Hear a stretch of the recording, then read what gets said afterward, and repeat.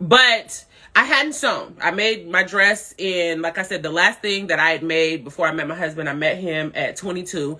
The last thing that I had made was my prom dress, right?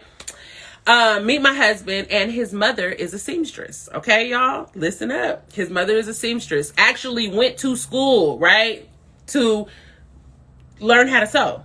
Right. So she knows how to draft patterns and everything. Right. She's got a skill. So when I met her, my husband was like, when my grandmother actually first, she was like, when she found out she was a seamstress, she was like, Vanessa, go and learn everything you can for her. Like, that is a skill. People will pay you for it. Go and get some education. Go and learn from her. So I'm like, okay.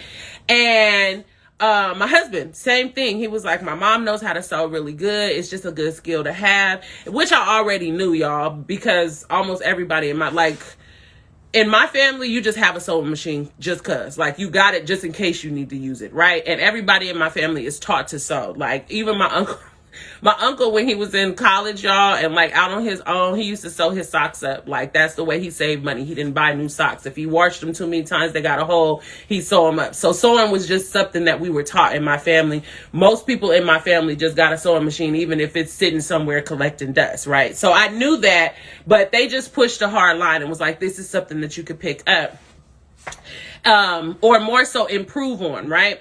And so I started sewing with my mother-in-law. Y'all, silence is strategy. When I first started sewing with her, I was young. Like I said, I was 22 years old. She got the skill, right? You can improve, perfect your craft. Well, when I started sewing with her, I made the sad mistake, hallelujah. And let me just say before I do so, hallelujah, that not speaking does not mean more doing. Not speaking does not mean more doing. Hallelujah. I made the sad mistake of showing her what I could do. Okay. And like when she would show me something, I'm like, oh, I already know that, and I wanted to learn from her. I wanted to learn more techniques. I wanted to improve right on it. Hallelujah. And had not done it in a while, but there were some things that I knew about sewing, right? I had made 2 dresses. I had made an apron, right? I had made other stuff too, but those were like the 2 big things. But I made the mistake when she was teaching me, hallelujah, of saying, oh, okay, I know that part. Oh, okay, I know that part. And after a while, she was like, okay, like, oh, you knowing? All right, well, you knowing. And eventually I had to come back to her and say, okay, well, can you show me when I started doing more advanced things? Okay, can you show me this part? Okay, I'm struggling with this part. And she just looked at me like, you want to learn something from me? Silence is strategy. Silence is strategy. You might know some things, but you do not know all things. And if you want to improve on things, if you want to acquire more knowledge, you are going to have to enforce the strategy of silence.